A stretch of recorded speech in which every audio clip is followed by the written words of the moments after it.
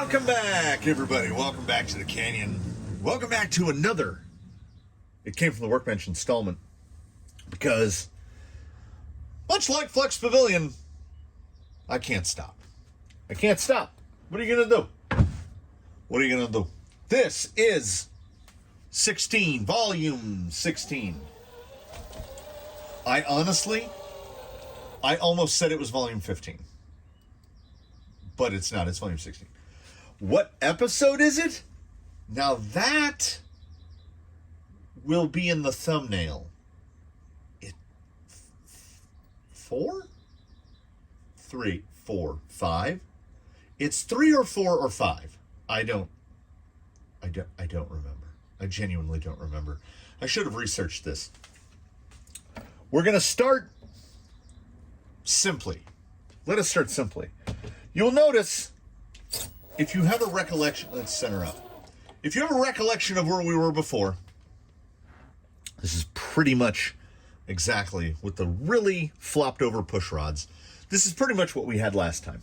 Now, I spent pretty much the entirety of an afternoon trying every possible permutation I could think of.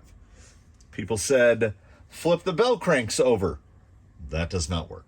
That gives no mechanical advantage to the axle, and like, you can take the springs off, and if you go like that, it stays up, and if you go down like that, it goes like this, like it jumps up. So at least I didn't move the axle. I'm not going to move the axle. This is the wheelbase of the vehicle.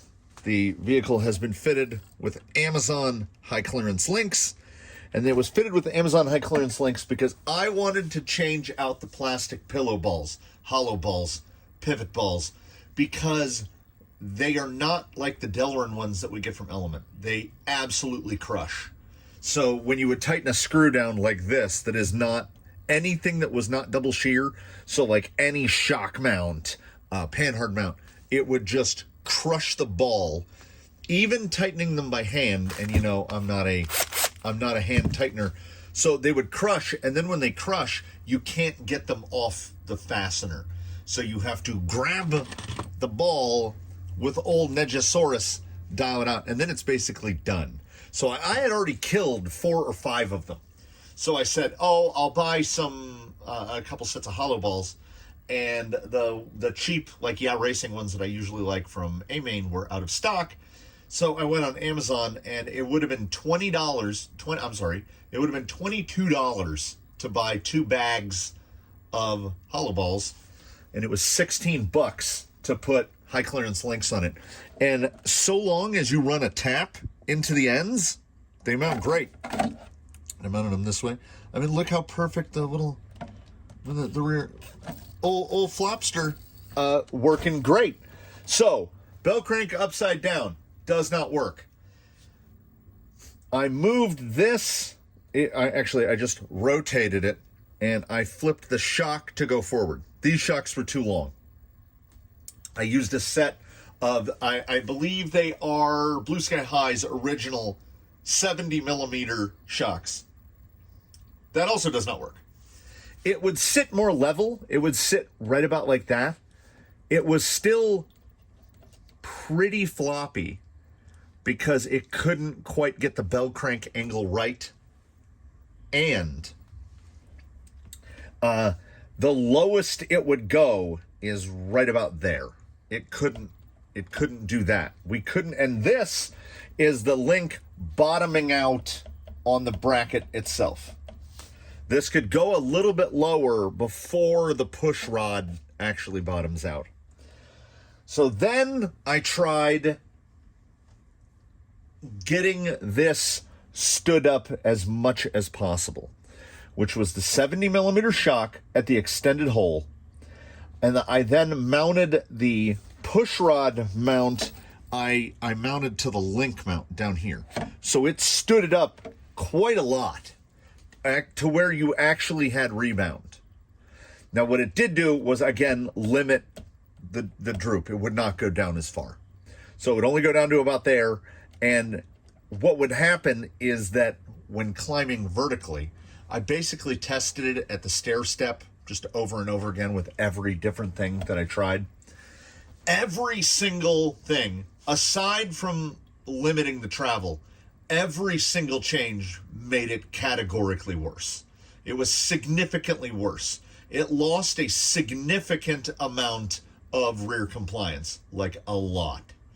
And what I believe this comes down to is this position, the mount point of the bell crank in relation to the axle, is pretty critical. So I'm not going to do anything to this, as everything that is from paper doesn't work on this vehicle. It makes it worse in every conceivable aspect. It's just worse. So this is the floppity-doo. I switched to some old-timey, those are associated springs for RC10 T3. Body looks like it's sitting all weird because it's not pinned down right. So it is what it is. Does it have a bunch of torque twist when you hit the throttle in reverse? Oh yeah, when you hit the throttle in reverse, it basically goes like that. But this is paper stuff. This is stuff that comes from paper. In the white papers, they would say, optimally, this is what you would want to avoid. In practice, this is the best performance of it. It sticks to the ground like glue.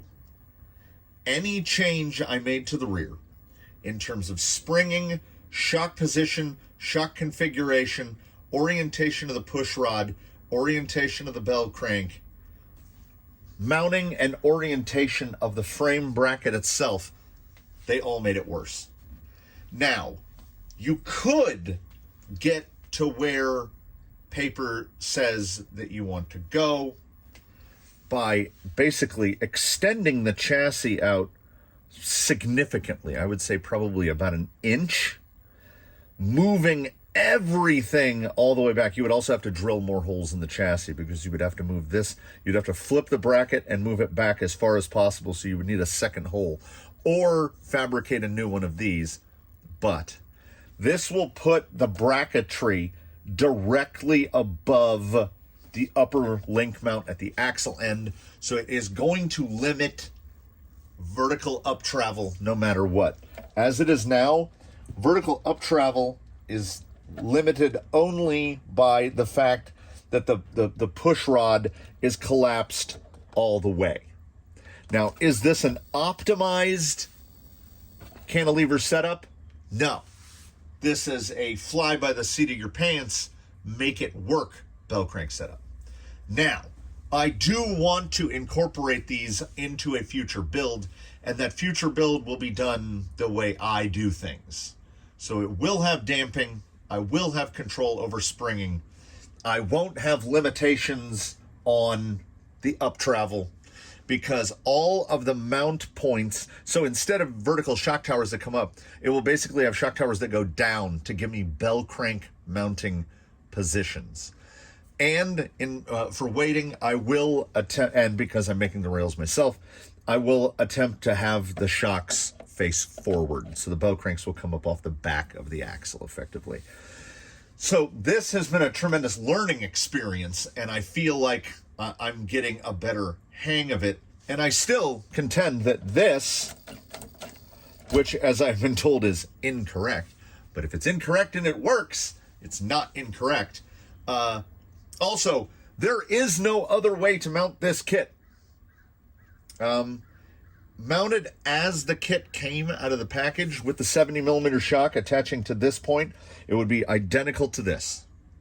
Or you can move this forward one position, but you can't move it back, which would lay the push rods down even more. So as the kit came with factory 10-2 rails, there is no way to set it up to basically have control over your damping. So if I'm starting from scratch, I will indeed have control over my damping. And I will probably just outfit it with whatever shock pops to mind. I've got some little sedan shocks around here still somewhere, some little guys that are probably about that long, which I think might actually be perfect if they are still salvageable and can be made to work. I would love that. Like some old Associated sedan shocks or Tamiya sedan shocks would be great, because then you just have these little babby shocks over here. But this is how this guy is. And there's another thing that this guy is. Where did I put his radio? So he got a going through. And you will notice, just about the noisiest thing about him is that the centering pot in the servo is going a little out. But if we raise this guy up and go to full throttle, that's full volume, baby. That's as loud as he gets. And we achieved this by abandoning, you can hear it scraping, this thing. I liked that it stuck out of the back of the body. I liked the look of it. It increases the volume level of the gearbox by like triple. And then I went to extreme measures by normal standards. By my standards, this is just normal stuff. To quiet it down as much as physically possible. So I found a spur adapter that would fit this top shaft. I had to build a spacer because it has a slipper installed, but I don't want any slipper action. So this is one of the original plates, and then here's this whole slipper assembly bolted to a Kimbrough 90 tooth. And that is paired, I did the math, I did 56 divided by 13, and then I took that result, which was I think 4.3, and I divided that into 90 for the Kimbrough 90, and it is a 21 tooth Robinson aluminum hyperspeed sedan pinion. So we're not talking about a lot of drivetrain noise. It's very quiet. I did indeed. If anyone still had this in their head, I said that there were black shavings in here when it was binding up initially. Because of the way this gearbox is assembled, the shaft can move in and out like a lot.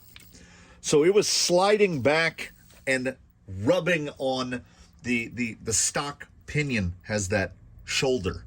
So it was grinding away the edges of the teeth, like on descents. And then ascending, the gear falls back. Descending, the gear falls forward. Also, the side of that big pinion was rubbing on the side of the gearbox. Basically, what this comes down to is I'm not going to be able to live with that gearbox. So this thing is going to get... I mentioned this in the weekly update. I've just been calling it the Nameless because I got so many good suggestions for names that I feel like I've got that... Oh, I've forgotten the name of it already. When you have too many options, you can't make a choice. The options overload. It's gone. It's gone. This is old brain stuff. So I've just been calling them the Nameless, kind of a winky take on the Faceless from Game of Thrones. A side-loaded Game of Thrones reference, the Nameless. He kind of fits the Nameless thing. So what is the Nameless doing today? Well, he has been wheeled only minorly. Oh, and also the Speed Secret has been applied as well. Squirt chain lube, I put it on day before yesterday. You want to leave it at least like 8-10 hours so it's basically been waxed. And it's how you get it real smooth and stealthy. So we have to arrive at a point where these are double bun fitted, cut and siped non-S1 RTR Canyon trails. So whenever anybody gets to this stage where I think things are pretty good, we do the test. So I dug through the racks and I found he's running fairly wide offset because these are the deep offset Enjoras. So it's roughly, the hex is roughly even with the inner, well, the hex sits about like that. So hunks on J-Concept mediums, on SSD clone Steelies, so we'll get about the same offset. That's one to test. I have not yet mentally determined where we are going to go in running order. I know who's running last, but I don't know what order they're specifically going to come up in. Mounted up the fossils on close enough as to approximate just basic with the stock fossil foams. A part of me really wants those fossils to be the one. It kind of really does.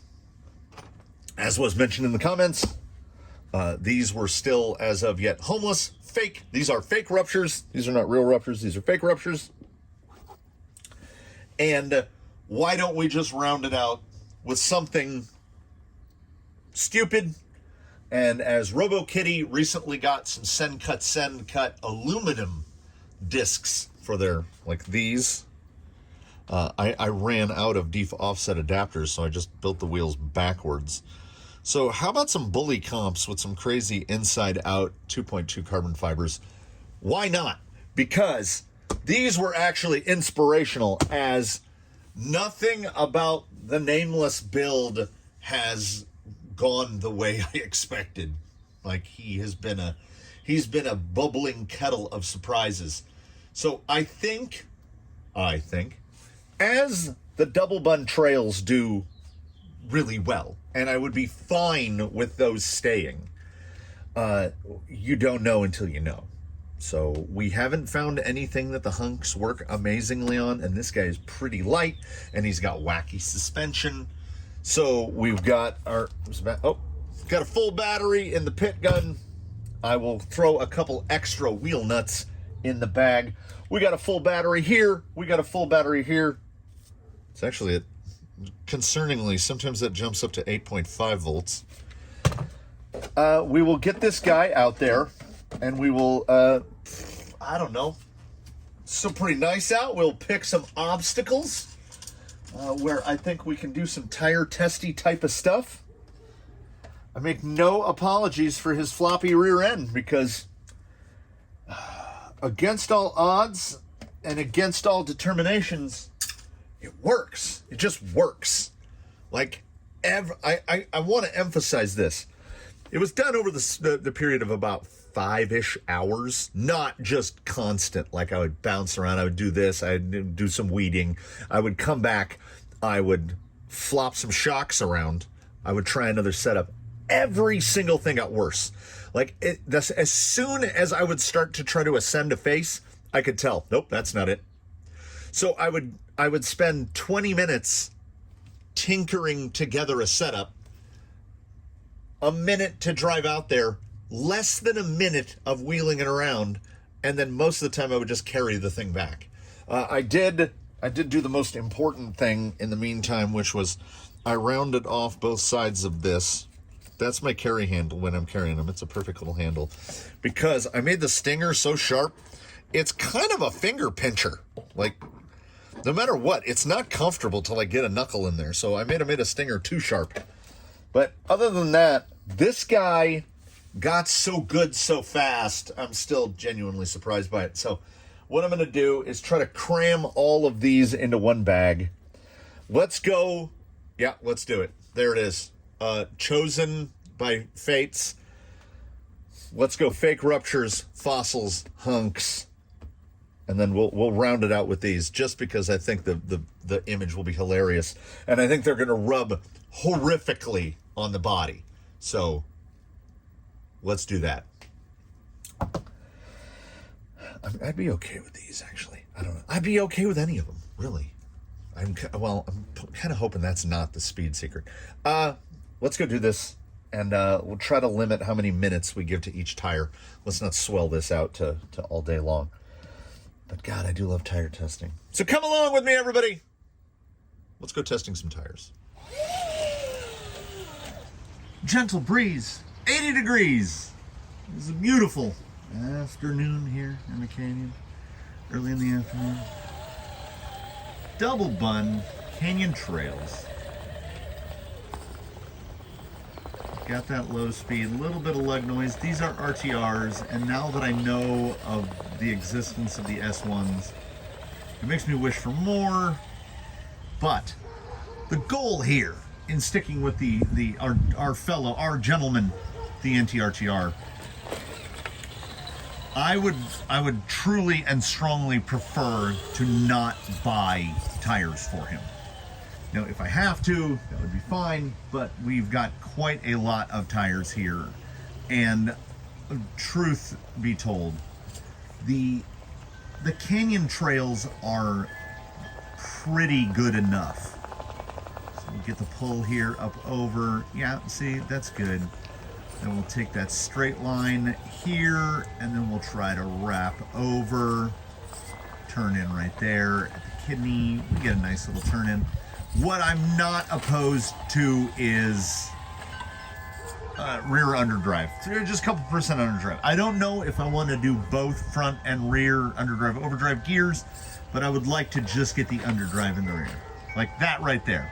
That stoppy maneuver. And then he can, this is again those peculiarities of the undamped cantilever. Like he can catch himself.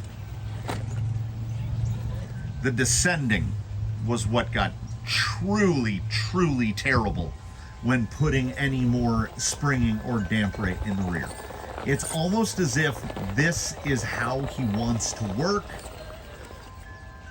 Got a little too much pepper there. Yeah, the rear end's so light it's just skating. But it's super stable in all situations.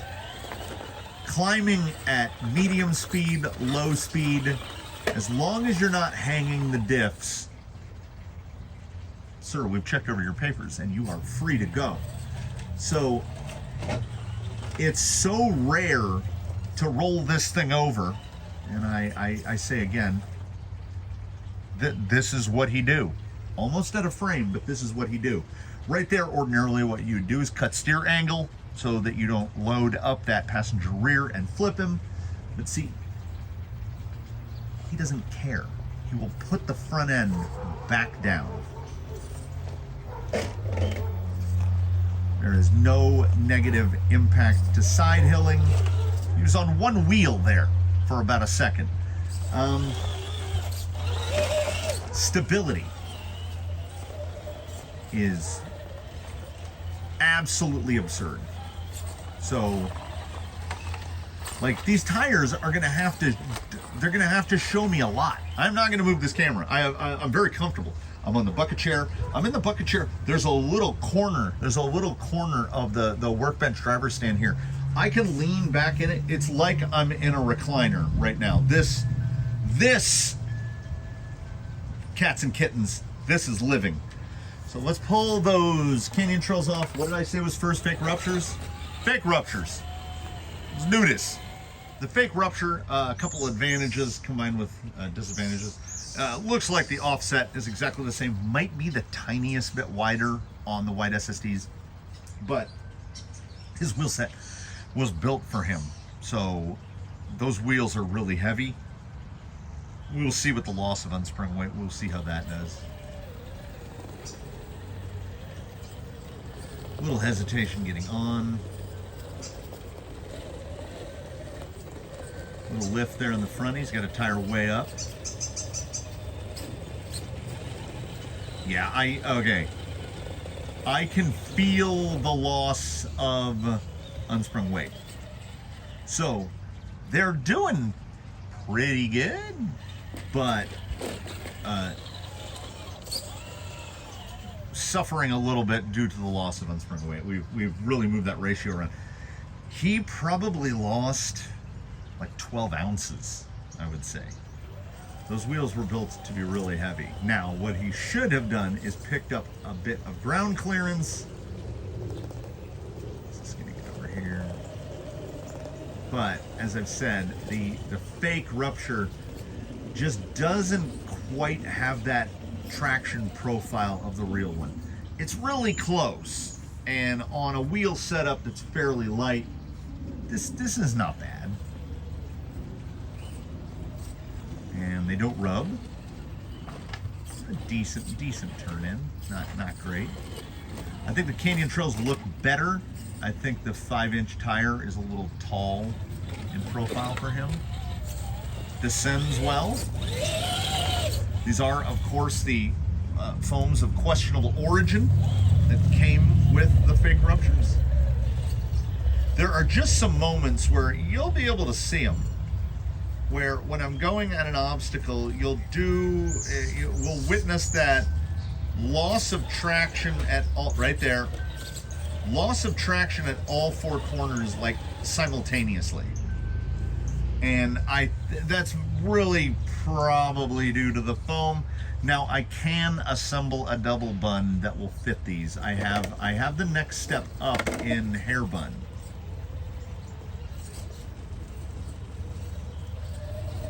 It's proof that the rupture is a tire that relies on both. It's both the tread pattern and the compound. So these have the tread pattern identically, like it is a rupture, but the compound is certainly not J-Concepts green. So they suffer. Now they are very cheap, and you can actually get them. So advantage there, but not like ordinarily when you mount a rupture. They are here to wow you. The first time you wheel it, you go, whoa, hey, hold on, because you will just shoot up a line that ordinarily gives you trouble. Now these are lines that do not give me trouble, but I feel like I can paint a clearer picture. And I see no advantage to these tires over the Canyon Trails. As a matter of fact, in this particular environment right here, I think I had to kick a little dust, but that little backslide right there.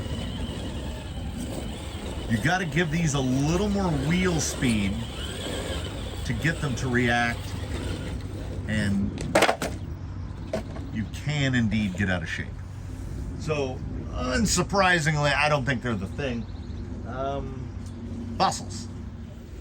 This set of fossils has not been so much as rolled across the floor, and I don't know if it's just mentally.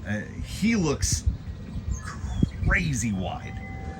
This wheel set was built to have the exact same offset as the Enjoras that were on here moments ago.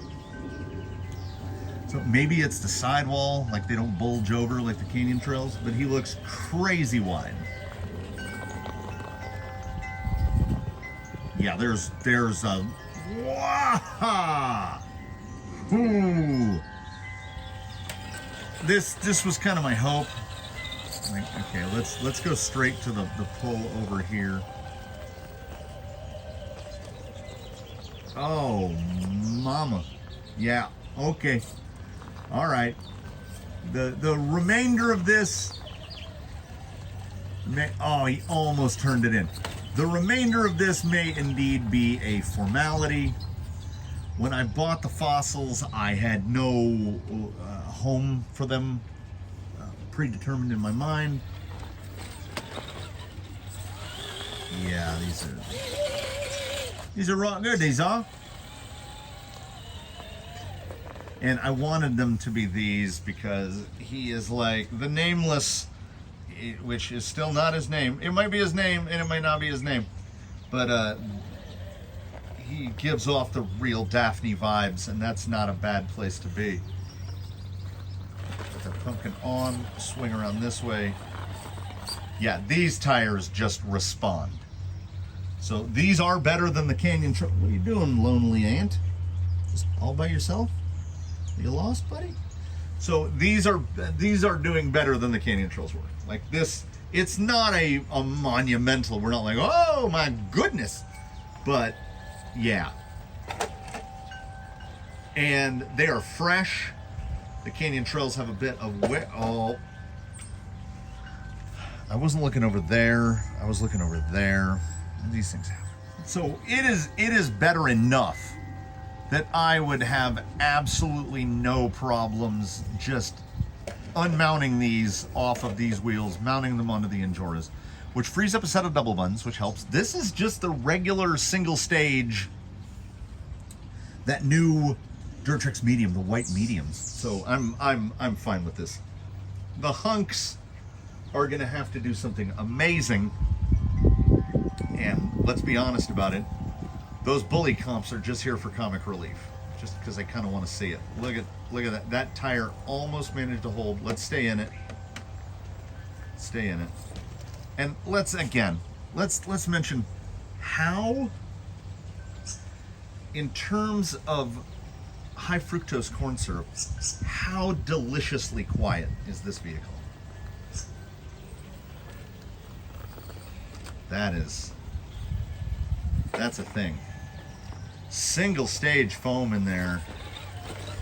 Fossil, rapidly one of my favorite tires.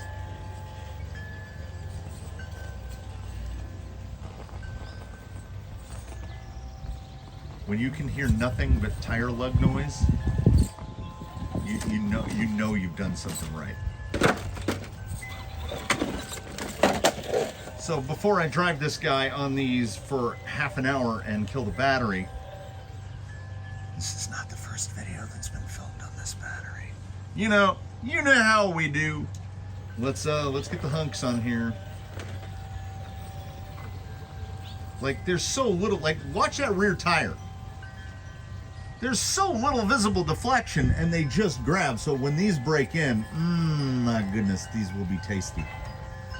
It's like an 85% chance right now that it's fossils, but we have commitments. I bolted up the hunks. I set them down on the ground. Okay, let's swing it over like this so we can show. I set them down on the ground. I looked at them and I go, I would name you Domino. So see, that's how it happens. It almost makes me want to put the white wheels on because Domino. That's a pretty good name. And the black and white. Also, that was pretty effortless getting the hunks up there. Show me what you got.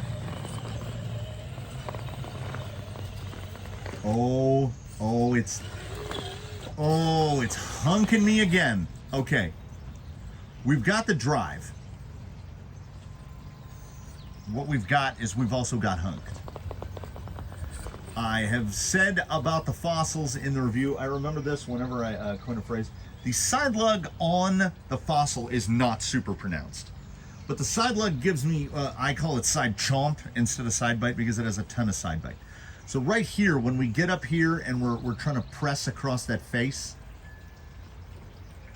the lack of side lug right there, when that tire slipped back down, that was because there's no side lug on the front tire on the passenger side that is loaded. We can do it again. We'll get it right here, and then it pulls over. Yeah, the compound is good. The tread is good. If these had more side lug, these tires would not be bad on here at all. Like, these would be okay. He must be in that butter zone for the weight. He actually, I think he might have done that easier than I did it on the fossils. Because I think J-Concept's green is a bit bitier than the Durtrax. Yeah, these are really maneuverable. Oh, this is tough. This is tough stuff now. Again, right there. Look at that front tire. Look at it pushed over where it almost looks like something's wrong with the suspension. It's that tire just slurring over on the rim. Oh, yeah. But right there, we can see it pull back straight when I hit reverse. Then when I go forward, watch it slur over. And there's no side lug to speak of. So it will just mush that front end over. So the fossil advantage there just in the side lug. Like, I would say, I feel like the forward drive is actually a little bit better on these than the fossil. Keep that pumpkin on. Oh no, it's catching that's the steering link that's catching, not the pumpkin. A little bit of lug noise there. We wrap around. A little bouncy action. I got too far to one side. There it is again. Let's try to hit this side hill here. See how squishy the single stages are.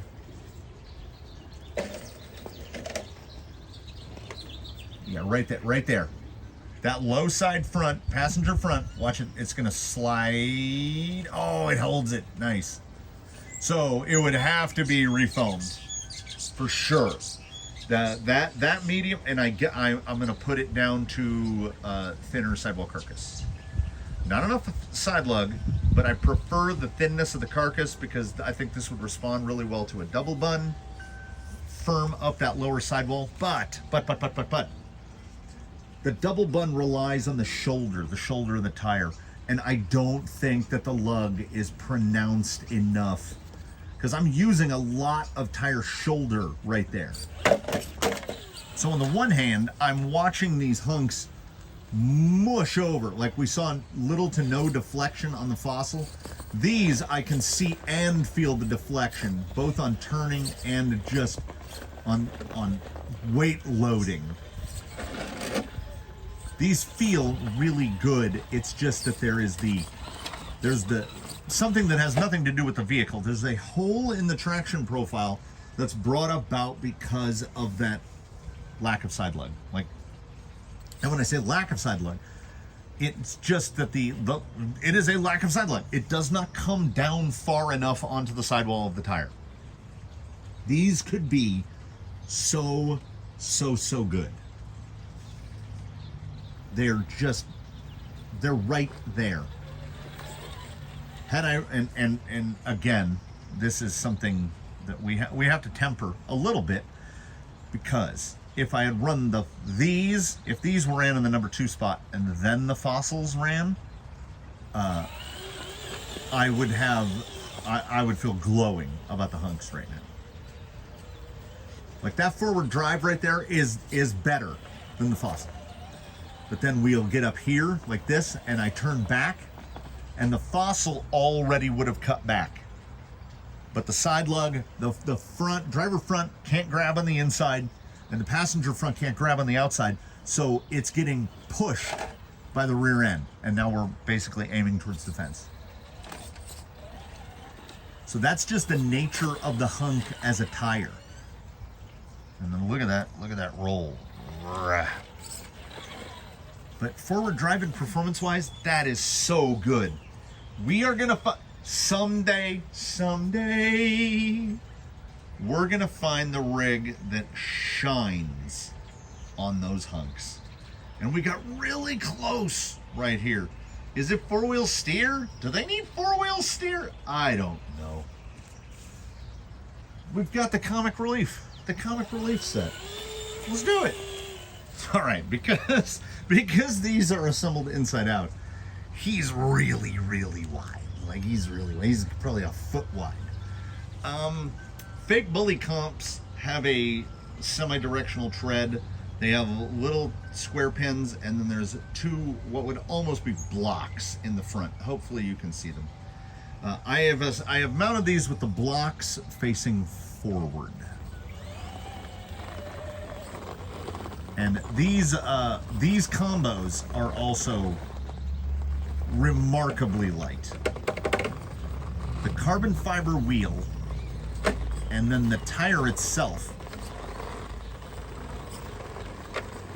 I believe if these were real, if these were RC 4-wheel drive Bully 2s, I think we would actually honestly be pretty impressed with the performance. These being the All-Stars, but we're not gonna hear, well, let's see right here. We're not gonna hear a lot of Lexan. Yeah, that spot where it would hang. I got the rear, we'll sidle it. There we go. A little Lexan there. Still managed to really hang that. They look cartoonishly large. And this is another one of those tire testing rarities. Nobody did really bad. The fake ruptures were okay. These are better. So of the 4, is it 4? 1, 2, 3, 4. Oh no, I put the ruptures in the back. 5, because we did the canyon trails to start. I would have to put fake ruptures last. Let's see. Will it hold? Well, with no side lug, no, it's not going to hold. far less rubbing than I thought there would be on a tire of this size, but I mean, they are way out there.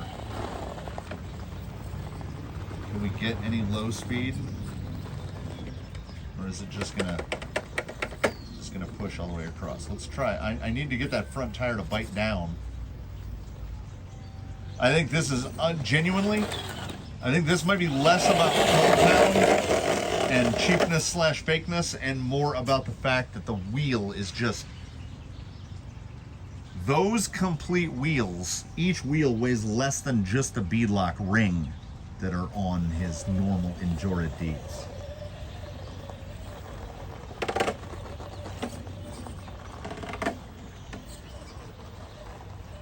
Yeah, these are like, again, I'm guessing that there are folks to whom they are not as demanding about side lug as I am, because a lot of people seem to love Proline tires, and almost all of the Proline designs, except for 2 or 3, are scale versions of 1/1 tires, and with the exception of things like Kryptonite stickies, in real world tires you don't see massive side lug. Like, the side lug on a scale Baja Pro is exaggerated over what exists on a real one, for sure.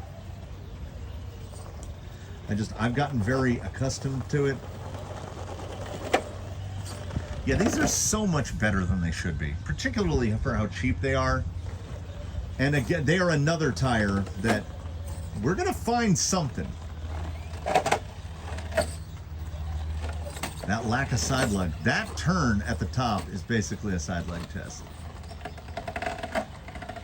So while I was wheeling and like, look, there's way less fold on these than on the J Concepts. There's still a good bit of, there's some axle flex and some fold there, but not to the hunk level. Oh, the tire fits in between the wood. Oof. You know, I figured out how to outro this perfectly. Grab my other bit and do a quick swap and put the fossils on his wheels and outro it on his, what will be his wheel set, because I think we figured something out today. Now, what have we got to show for ourselves? The heavyweight Enduras with the fossils. I see the diff. Get the diff off. There we go. Show. Got the tire too high. Position. We're staying in it.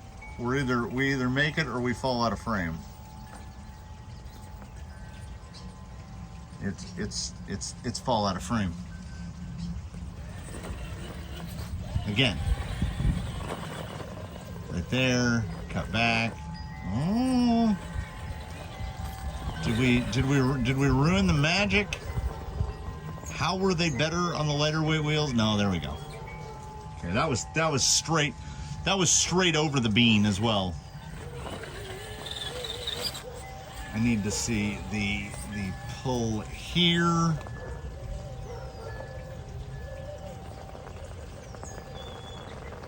A little bit of lug noise. Yeah, very good. Very good. Cut back. There's that side lug. Not as much turn in as I would like. It's a very strange. On the heavier wheel, like now, okay. So previously, heavy wheel, Canyon Trail, double bun. I think the heavy wheel is overwhelming the single stage foam. This is still on the Duratrax foam. Because I'm feeling, I mean, the descending is nice, but I'm definitely feeling that low weight in, I feel like the steering, I feel like I've lost a little bit of steering. Yeah, the grip is all there.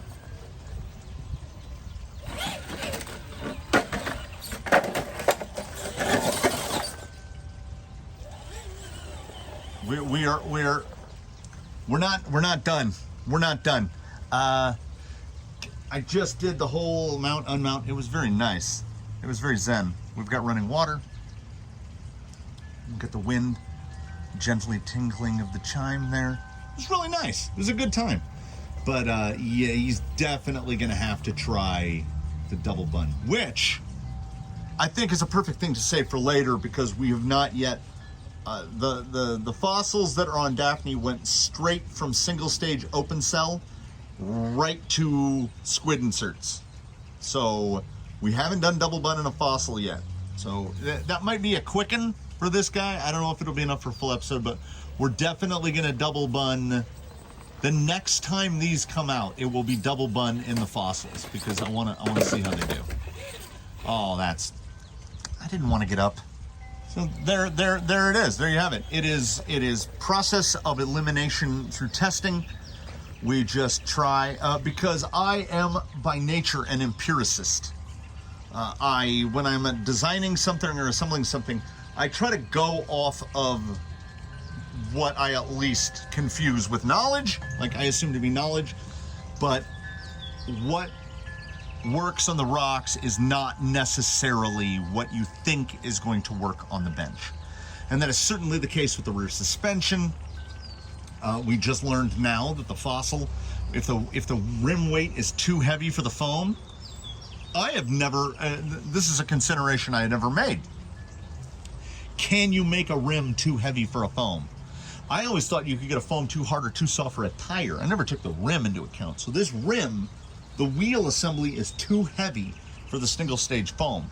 So it doesn't look like it's deflecting the tire, but I'm guessing that the insert, the wheel itself is sinking down inside the insert, like a bowling ball, how the weight block is off center, because it's making the behavior, particularly in steering, a little bit eccentric.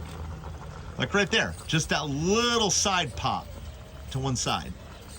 And it was only because that wheel hit that rock in that exact spot. Had it hit it in any other way, it wouldn't have done it. So this is how we figure things out. It's methodical, and it's why things weren't recorded, like the whole issue with the cantilevers, because I wasn't spending 4 or 5 minutes on each, because I could tell. I'm telling and not showing. What would happen is I would bring it to right here or to the staircase, which is just off to my left. I would go like this. I would get to right there and no, not working. As soon as you try to go up. Now, I mean, this is working.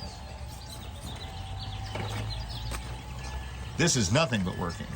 Now, but right here, that push, and here's the thing. You want to talk about splitting the hairs as fine as you can cut them. That front tire right there, oh, blurred it out. That front tire right there should be right about, so you see the shadow? He should be just on the other side of that shadow. So we're talking 1.25 inches of push in the circle that I can feel that's not what I want it to do. So we will double bun these, and we will revisit that, and that will be for later. So for now, what I would like to do is thank you one and all for enduring this amount of time of two fixed camera positions. We don't even move, but I don't want to move either. It's so good right now. It's so good. I'm just sitting here. There's a soft breeze. It's 80 degrees. I got no shoes on my feet. Ladies and gentlemen, this is the best. This is how we should spend all of our days. So, to keep this brief, I got a notification from Ring on my watch that there was motion in the carport. I think that's the wife with lunch. So, I want to thank you all for watching so very much. I want to invite you one and all to comment below. I want to offer the opportunity to drop a like, to subscribe if you have not, to consider a channel membership, to do all of the things. And as per usual, in between now and when we meet again, please, one and all, do your very best. Have a good one, everybody. Look at this. We're heading to the valley. We're driving off into the non-sunset. We will see you in the next one. we will catch you again very soon. Thanks for watching.